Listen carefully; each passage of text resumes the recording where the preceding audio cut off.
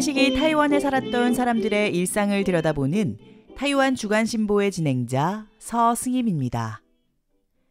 오늘날과 같이 승객을 태우는 버스. 이 버스는 타이페이시에서 1913년에 시작되었습니다. 그러나 1년도 못 가 사라지고 말았죠. 어느 정도 시스템을 갖춘 버스가 본격적으로 운영되기 시작한 것은 1919년입니다. 버스 운영 체계는 여전히 미숙했지만 말이죠. 당시 버스는 민간에서 운영했고 버스 차량은 지금의 소형 버스보다도 훨씬 작았습니다. 1920년경 타이페이 시내를 돌아다녔던 버스를 보면 차체는 높고 타이어는 지금보다 얇았습니다. 버스 안의 승객들은 좌우로 마주보며 앉았는데 한쪽에 4명도 채 앉기 어려웠을 정도로 버스 차체가 작았죠. 차라고는 하지만 승객들은 밀폐된 공간이 아닌 열린 공간에 앉아야만 했습니다. 창문도 없었고 버스 지붕에는 천막을 덮어놓아 마치 오픈카를 타는 듯한 느낌을 주었죠. 당시 버스에는 지금은 사라진 직업, 바로 차장이 있었습니다. 한국에서는 안내양이라고 알려져 있는 버스 차장은 타이완에도 있었습니다. 타이완도 한국과 마찬가지로 일제시기 이후 한동안 버스에 차장이 있어서 승객들로부터 요금을 받고 휘스를 불어 운전수에게 하차 신호를 알리는 역할을 했다고 합니다. 그런데 일제시기 전후 차장에는 큰 차이가 있습니다. 바로 성별입니다.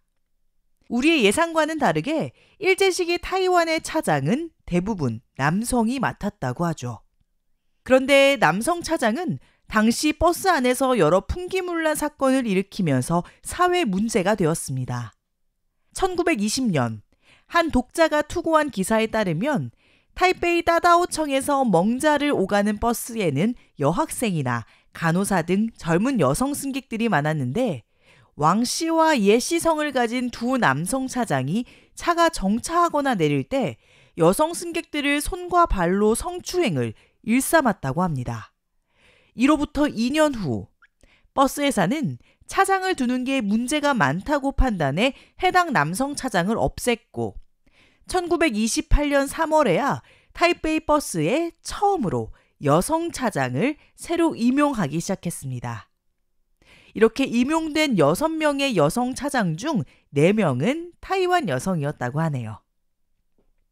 일제시기 버스와 관련해 또 다른 에피소드가 있습니다.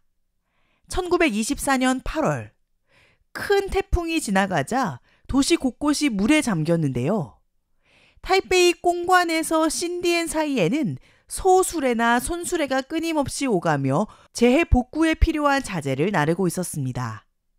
24일 저녁 8시쯤, 가로등이 거의 없었던 당시 칠흑 같은 어둠 속에서 50번 버스가 신디엔에서 13명의 승객을 태우고 북쪽으로 향하고 있었습니다. 앞이 잘 보이지 않는 상황에서 버스 운전사는 앞에 소수레를 발견했지만 이미 늦어버렸죠. 소수레와 버스가 부딪혔지만 다행히 큰 사고는 아니었고 운전수는 버스를 수리할 수 있는 밝은 곳을 찾고는 다시 운전대를 잡았다고 합니다. 그런데 얼마 못 가서 예상치 못했던 또 다른 사고가 일어났습니다. 수리를 마친 버스가 계속 앞으로 나아가다 핸들을 약간 돌렸는데 차가 그대로 논두렁으로 빠지고 만 것입니다. 방금 전 소수레와의 충돌보다 훨씬 더 큰 피해를 야기했습니다. 신문에서는 차체가 완전히 박살났다라고 보도를 했고 버스에 타고 있던 일본 경찰 고다 씨는 코뼈를 다쳐 피를 흘렸고 타이완 승객 7명도 경중상으로 부상을 입었습니다. 큰 도로 위를 활주하는 지금의 버스들과는 달리 100년 전 따다오청이나 멍자와 같은 타이페이 주요 도심을 조금만 벗어나면 사방이 농지였기 때문에 도로는 매우 좁았습니다. 그랬기에 작은 실수만으로도 차체가 바로 논두렁으로 빠져버리는 사고가 잦았던 것이죠. 당시에도 타이완의 여름은 여전히 무더웠고 태풍은 한여름을 뚫고 끊임없이 몰려왔습니다. 그런데 당시의 재해 풍경은 지금과는 사뭇 달랐다고 합니다. 1911년 8월 말에 닥친 태풍은 맹렬한 비바람을 동반했고 타이베이는 큰 피해를 입었는데요. 당시에는 수십 년 만에 처음 보는 일이라고 할 정도로 큰 피해를 불러왔다고 합니다. 신덴 남쪽 강변 일대는 온 마을이 물에 잠겼고 깊은 곳은 수심이 10척, 약 3m를 넘었다고 합니다. 지금의 1층 건물보다도 훨씬 더 깊었죠. 당시 지역들은 대부분 농촌이었고 대부분이 대나무로 엮은 가 건물에 불과했기 때문에 물난리가 나면 도망칠 2층, 3층 같은 공간도 전혀 없었습니다. 피할 수 있는 높은 곳이라고는 지붕 위나 조금 높은 풀더미뿐이었죠. 어떤 사람들은 나무 위로 기어 올라갔고 어떤 사람들은 대나무 끝에 매달렸고 또 어떤 사람들은 식탁과 의자를 위로 켜켜이 쌓아 올려 가족 모두가 그 위에 올라가 있었다고 합니다. 신덴시 북쪽에 위치한 구팅 지역도 사정은 크게 다르지 않았습니다. 강가의 육지가 이미 호수나 바다처럼 변해 파도가 몰아쳤고 심지어 총독의 별장마저도 물에 잠겼다고 하는데요. 남녀노소의 구조 요청 소리가 끊이지 않았고 결국 경찰이 장정들을 이끌고 작은 나무배를 저어 구조에 나섰고 총 200명을 구조했다고 합니다. 그중 한 여인은 물속에 서서 구조를 기다리던 중 갑자기 뭔가 다리에 감기는 것을 느꼈는데요. 직감적으로 만져보니 잡초인 줄 알았는데 아니었습니다. 바로 뱀이었던 것이죠. 그 여인은 놀라 기절할 듯한 얼굴이 되었고 반사적으로 있는 힘껏 뱀을 뿌리쳤다고 합니다.